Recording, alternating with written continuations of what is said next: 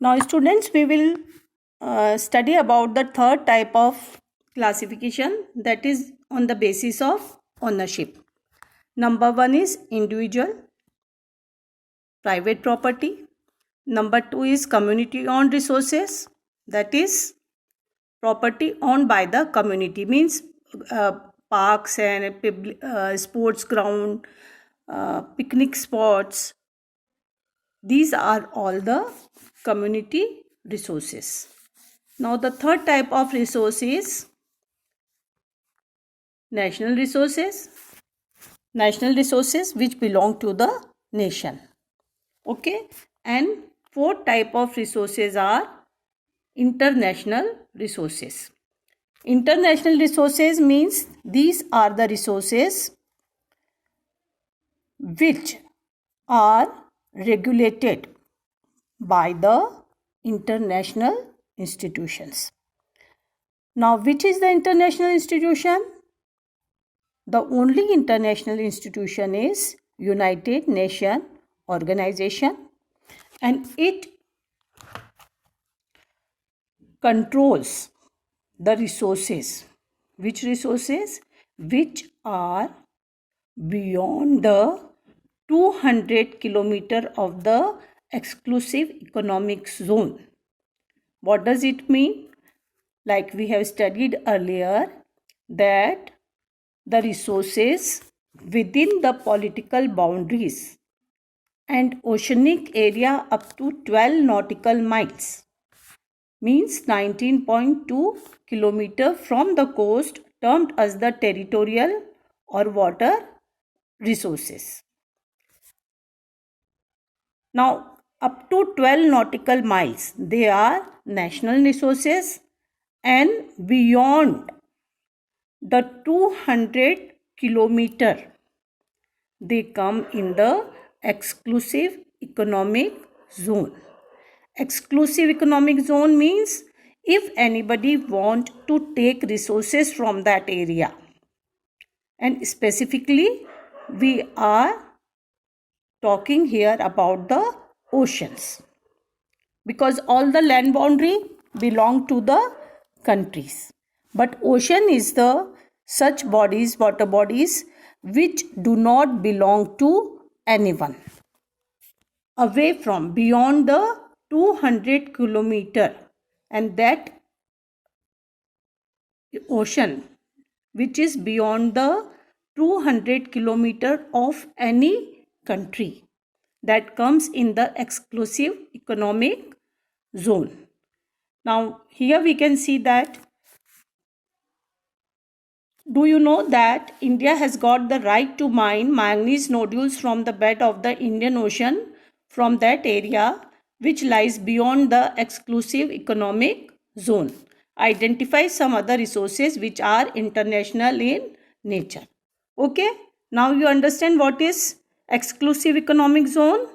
Area beyond the 200 kilometer.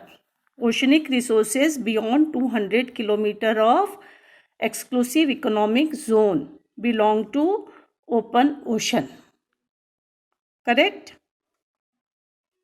Now we come to the fourth type of resource, that is on the basis of status of development. Already you have seen it in the video and you understand it. Number one is potential resources. Here the specific example of Rajasthan and Gujarat is given, that you have to keep in mind. Now second is developed. Developed, the word suggests which have been developed as the resources. जैसे कि we have used wind energy and solar energy.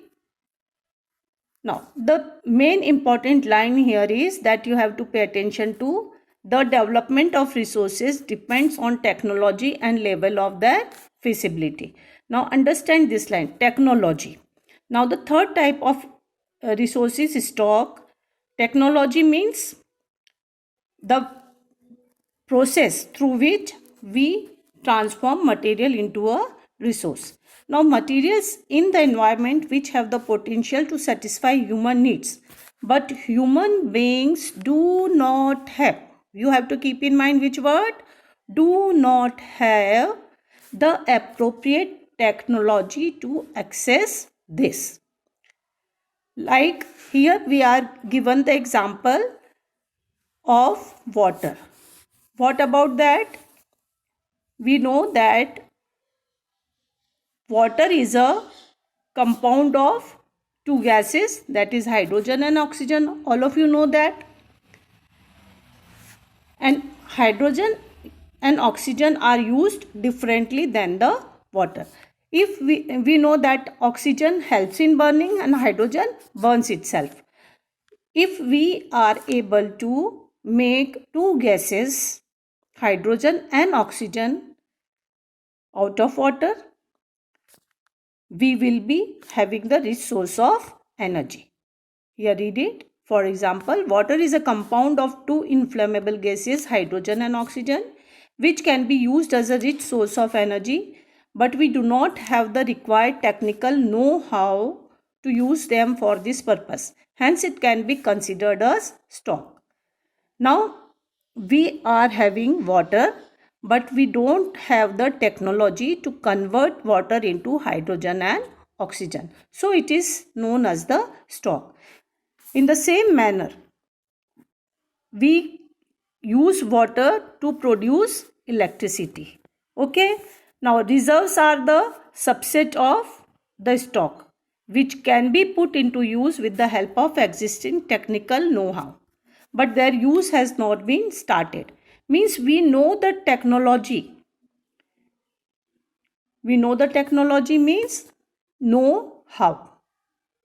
These can be used for meeting future requirements. Example, you have to learn the specific example here, that is river water can be used for generating hydroelectric power, but presently it is being utilized only to a limited extent. You all know that we are shortage of electricity. We are having many rivers there. Some of the rivers are having large amount of water, and if we can use this water for generating hydroelectric power, there will not be any shortage of electricity. Thus, the water in the dams, forests, etc. is a reserve which can be used in the future. Now, the what thing that you have to keep in mind for the stock and reserve, if you are asked to write the difference between stock and reserve, the main difference lies that if we know the technology means know-how, it is reserve. If we do not know the technology means know-how, it is stock. Now this is for all. Thanks.